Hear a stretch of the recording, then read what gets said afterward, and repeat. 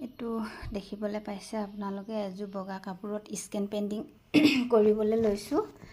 আপোনাৰ scan painting কৰিবৰ কাৰণে আমাক কি লাগিব, এখন স্কেনিং বৰ্ড লাগিব।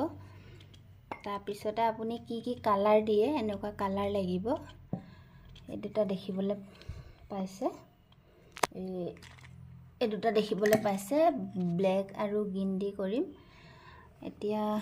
আৰু আপোনাৰ ইয়াতে লাগিব এপাত ব্ৰাছ, এপাত দেখিব পাইছে ব্ৰাছ। এনেদৰে মই এতিয়া স্কেন পেইণ্টিংটো আৰম্ভ কৰিম।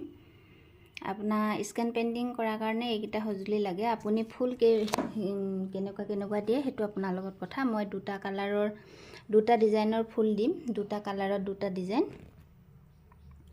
এতিয়া মই স্কেন পেইণ্টিংটো আৰম্ভ কৰোঁ, ব'লকচোন কেনেদৰে কৰোঁ চাই থাকোঁ। এইটো আপোনালোকে দেখিবলৈ পাইছে, ইয়াতে মই কালাৰ দুটা দিম। প্ৰথমতে আপোনাৰ এইটো ফুলৰে গ্ৰীণ কালাৰটো কৰি লৈছোঁ। তাৰপিছতে পুনৰ মই আকৌ ক'লা কালাৰটো কৰিম। আপোনালোকে নিশ্চয় ধৰিবলৈ পাৰিছে।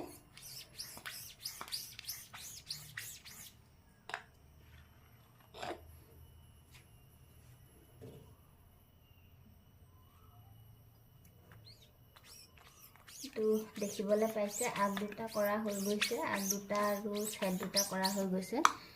এতিয়া মই মাজতে বুটাটো অলপ পাতলকৈ দিম, কাৰণ ইয়াৰ গ্ৰীণৰ মাজে মাজে ইয়াতে এটা ক'লা বহিব।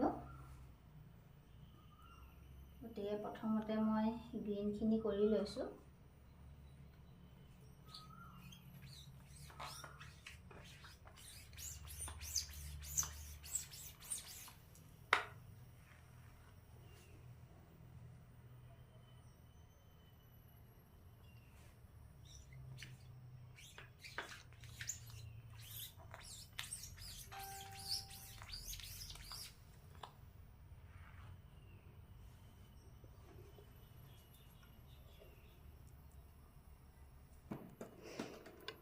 এতিয়া আপোনাৰ কাপোৰযোৰ দেখিবলৈ পাইছে, আপোনাৰ স্কেন পেইণ্টিং কৰা হৈ গৈছে।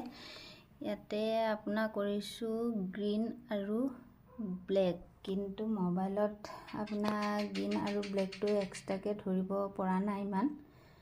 দুইটা ব্লেক যেনে লগা হৈ গৈছে মানে।